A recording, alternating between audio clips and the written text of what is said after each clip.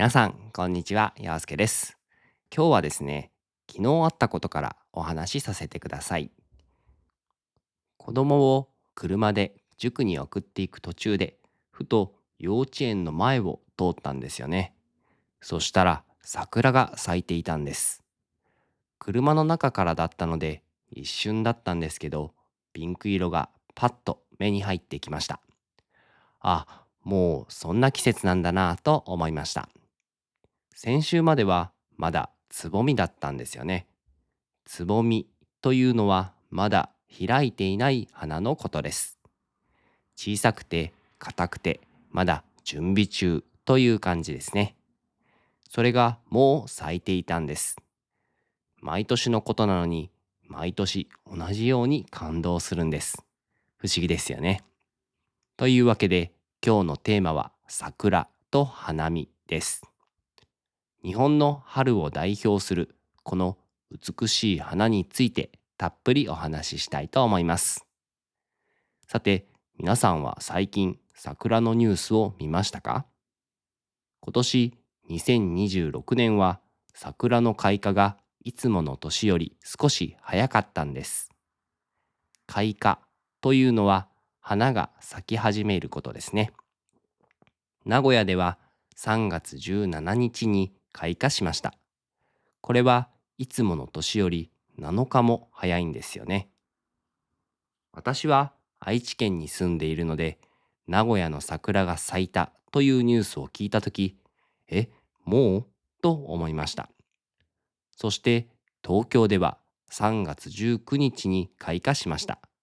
こちらもいつもの年より5日早いです。今週から来週にかけて、日本のいろいろな場所で満開になる予定です。満開というのは花が全部開いた状態のことです。桜が一番綺麗な時ですね。日本には面白い言葉があります。桜前線という言葉です。桜前線というのは桜が咲く時期を線で表したものです。日本は南北に長い国ですから、桜は南の方から咲き始めて、だんだん北の方に広がっていくんですね。その様子を天気予報のように地図で見せるんです。毎年3月になると、テレビやインターネットで桜前線のニュースがたくさん出ます。今日は名古屋で咲きました。明日は東京です。みたいに、日本人は自分の住んでいる場所の桜がいつ咲くか、毎年楽しみに待っているんですよね。ちなみに、日本で一番多い桜の種類はソメイヨシノという桜です。皆さんがイメージするピンク色の桜はだいたいこのソメイヨシノですね。ソメイヨシノは花が先に咲いて葉っぱが後から出てくるんです。だから木全体がピンク色に見えるんですよね。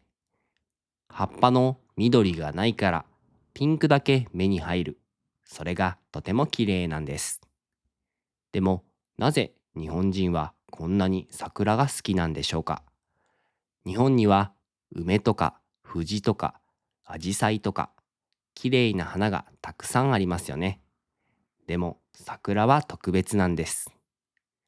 理由の一つは桜の花が咲いている期間がとても短いということだと思います。桜の花は咲いてからだいたい1週間かんから2週間で散ってしまいます。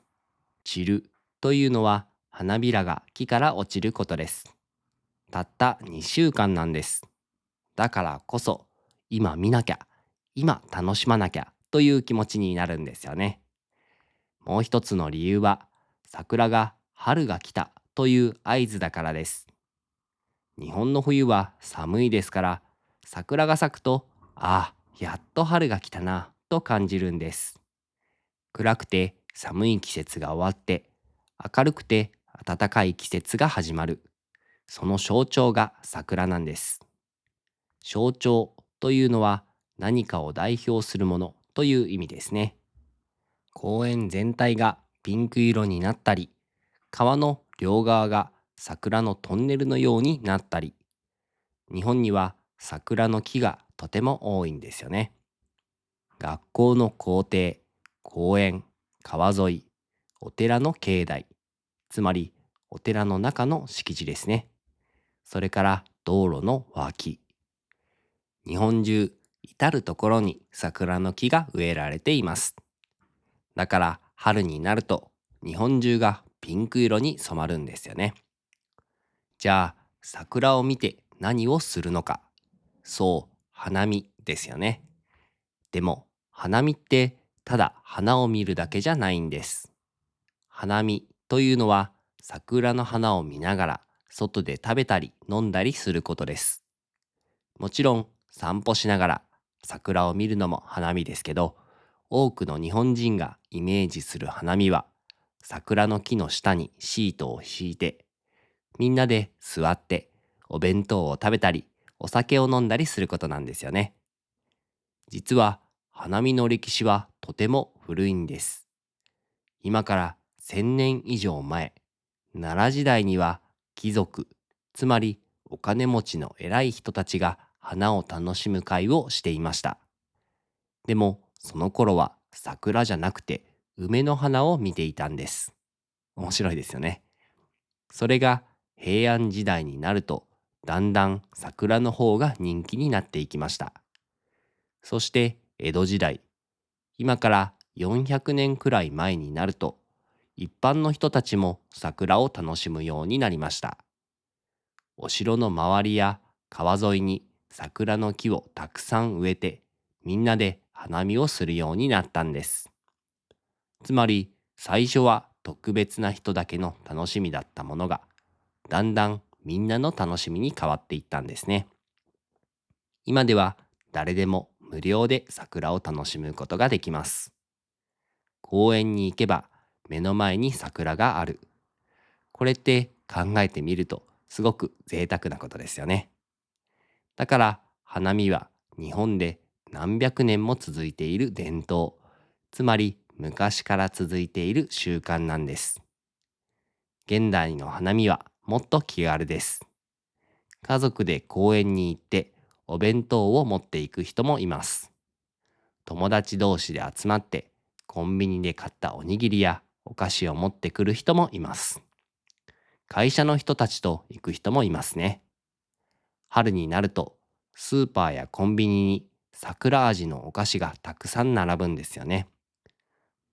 えー、桜味って何の味なのかと聞かれるとちょっと説明が難しいんですけど、試す機会があれば試してみてください。春限定です。春限定というのは春の間だけ売っているという意味ですね。今しか買えないと思うとつい買ってしまうんですよね。これも桜の今だけという力なのかもしれません。ここで日本語のことわざを一つ紹介しますね。花より団子という言葉があります。これは花を見るよりも美味しいものを食べたいという意味です。団子というのはお米の粉で作った丸くて小さい和菓子のことですね。花見に行って桜をあまり見ないで食べてばかりいる人いますよね。でもそれも花見の楽しみ方の一つだと思います。桜の下で美味しいものを食べる。それだけでいつもの食事が特別なものに感じるんですよね。花見には面白い文化があります。場所取りです。場所取りというのは花見をする場所を早い時間に確保することです。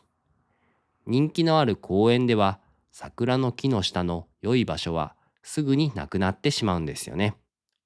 だから朝早くから公園に行って地面にシートを敷いて、ここは私たちの場所ですよと示すんです。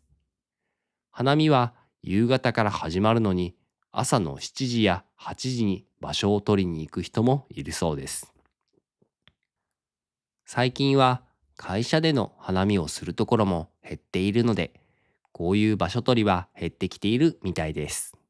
花見といえば、私自身の思い出もあります。会社で働いていた頃、名古屋の鶴舞公園で花見をしていたことがあるんですよね。会社の人たちと一緒に行きました。桜は綺麗だったんですけど、とにかく寒かったんです。3月の夜ってまだ本当に寒いんですよね。結局みんな寒くてすぐに帰ることになってしまいました。桜綺麗だね。うん寒いね。帰ろうか。みたいな感じで。花見の思い出というよりは寒かった思い出の方が強く残っています。だからこれは私からの大事なアドバイスなんですが、花見に行くときはしっかり暖かい服を着ていってくださいね。特に夕方から夜にかけて外でお酒を飲む人は気をつけてください。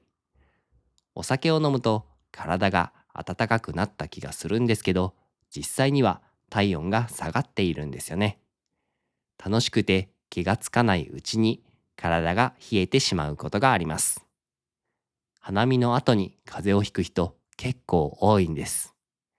せっかく楽しい花見をしたのに、次の日から風邪で寝込むのは悲しいですよね。上着を1枚多く持っていく。温かい飲み物を用意する。膝掛けを持っていく。このくらいの準備をしておくと安心して花見を楽しめると思いますよ。風邪をひかないように気をつけてくださいね。さて、花見に行ってみたいと思った方のために実践的な話をしましょう。まず、有名な花見の場所をいくつか紹介しますね。東京だと上野公園が一番有名かもしれません。上野公園には約800本の桜の木があって、毎年たくさんの人が花見に来ます。それから目黒川という川の両側に桜が並んでいる場所も人気があります。中目黒駅から少し歩いたところにあるので行きやすいと思います。川に沿って歩きながら桜を見るのは本当に綺麗なんですよね。新宿御苑は入場料がかかりますけど、広くてゆっくりできるので、人混み、つまり人がたくさんいる場所が苦手な人にはおすすめです。大阪なら大阪城公園、名古屋なら鶴舞公園や名古屋城が有名ですね。で、ここで私の個人的なおすすめを一つ紹介させてください。東京の大岡山というところにある東京科学大学です。前は東京工業大学という名前だったんですけど、名前が変わりました。実は私が大学院の時に通っていた大学なんです。大学院の頃も春になるとキャンパスの中に綺麗な桜が咲いていました。大学なので一般の人も中に入ることができます。有名な花見スポットと比べるとそこまで混んでいないと思うので、ゆっくり桜を楽しめるんじゃないかと思います。学生たちが歩いている横で桜が咲いている風景はなんだか青春という感じがしていいんですよね。もし東京にいる方はぜひ行ってみてください。でも有名な場所じゃなくても大丈夫です。近くの小さな公園でも川沿いの道でも桜は咲いています。大事なのは特別な場所に行くことじゃなくて、桜を見て春を感じることだと思います。花見に行くとき、持っていくと便利なものを紹介しますね。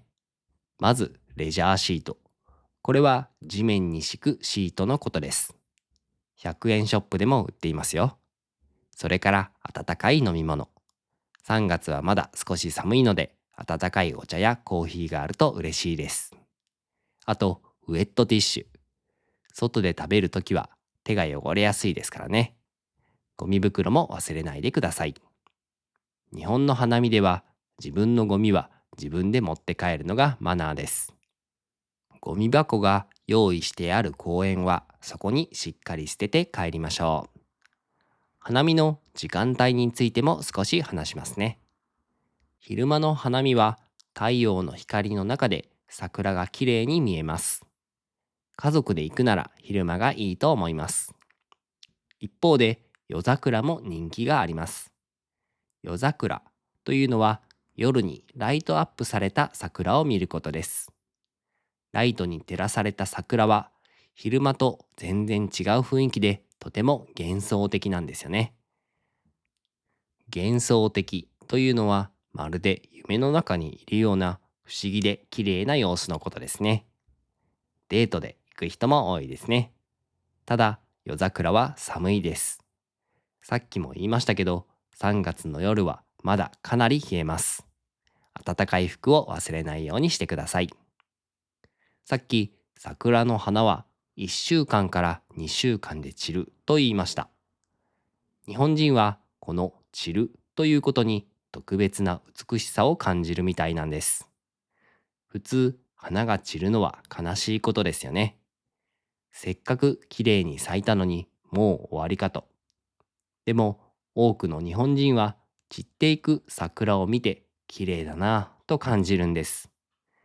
これは実は日本の美意識、つまり何を美しいと感じるかという感覚にとってとても大事な考え方なんです。完璧なものよりも不完全なもの、終わりがあるものの方が美しい。そういう感覚が日本の文化にはあるんですよね。日本には物の哀れという考え方があります。物の哀れというのは美しいものが消えていくことに対して感じる切ない感動のことです。切ないというのは悲しいけれど同時に美しいと感じる複雑な気持ちのことですね。桜はまさにこの物の哀れを感じさせてくれる花なんです。満開の桜は綺麗です。でも風に吹かれて花びらが散っていく桜も同じくらい綺麗なんですよね。いや、もしかしたら散っている桜の方が綺麗だと感じる人もいるかもしれません。皆さんの国にもこういう感覚はありますか？美しいけれどすぐに終わってしまうもの。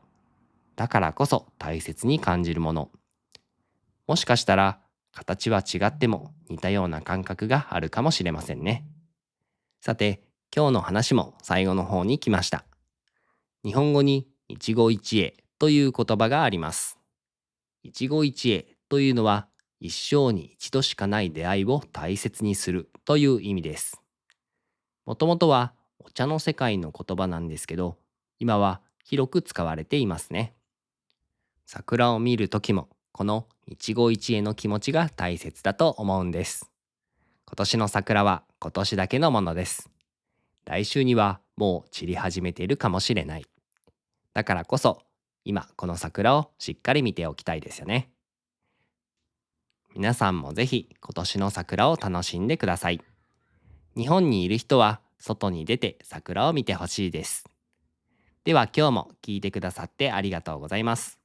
この動画が役に立ったらチャンネル登録といいねをよろしくお願いします。